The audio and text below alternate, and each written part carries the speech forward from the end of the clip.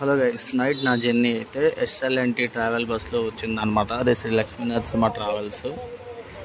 నన్ను రోడ్ దగ్గర పికప్ చేసుకోవాలైతే మర్చిపోయి ముందుకు వెళ్ళిపోయి కిలోమీటర్ దూరం వెళ్ళి ఆగేశాడు. సరే అని చెప్పి నేనే వెళ్ళి ఎక్కాను. అలా ట్రావెల్ జర్నీ స్టార్ట్ అయింది. ఎందుకు మన టంగుటూరు టోల్గేట్ దగ్గరికి వచ్చేసరికి పోలీసులు అందరూ ఆపేశారనమాట. ప్రైవేట్ బస్సులన్నిటినీ చెక్ చేస్తూ ఉన్నారు. ఏం జరుగుతుందో మనకైతే తెలీదు. నేనైతే కామ్గా కూర్చొని కిటికీలో నుంచి వీడియోలు తీసుకుంటున్నాను అనమాట. ఇంకా మన పని ఖాళీ ఉన్నప్పుడు అదే కదా. సో బస్సు అన్నీ చెక్ చేశారు. మా బస్సులో ఉన్న డ్రైవర్ అన్న కూడా బస్సు దిగేశాడు. టోటల్గా అన్నీ చెక్ చేసుకున్నారు. పేపర్స్ తీసుకెళ్ళారు, పేపర్స్ చెక్ చేశారు.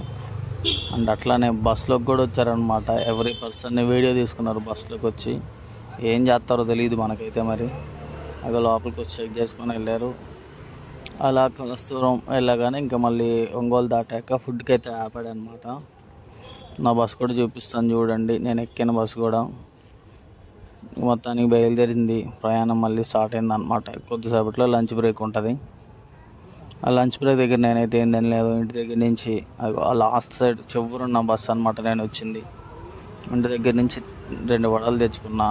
కానీ విశేషం ఏంటంటే గవర్నమెంట్ బస్సు కూడా నేను వెళ్తున్న బస్సుని క్రాస్ చేస్తుంది. ఏందో అసలు ఈ బస్సు స్పీడ్ ఎంత వెళ్తుందని నేను లైవ్ ట్రాక్లో చెక్ చేసిన అనమాట. పర్వాలేదు, డ్రైవర్ 70 కూడా వెళ్ళట్లేదు.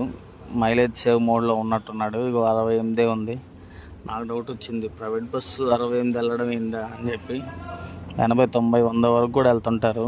నేను రెగ్యులర్గా ట్రావెల్ చేస్తుంటానని చెప్పి గూగుల్ మ్యాప్స్లోకి వెళ్ళి చెక్ చేశాను అనమాట. అది స్పీడ్ రియల్ కాదా అని. చూడండి మీరే. గూగుల్ మ్యాప్స్లో చెక్ చేస్తే గూగుల్ మ్యాప్లో కూడా 65, 63, 67 అట్లనే ఉంది. సౌండ్ వెళ్ళట్లేదు. ఇక చూసారు కదా, 67 ఉంది.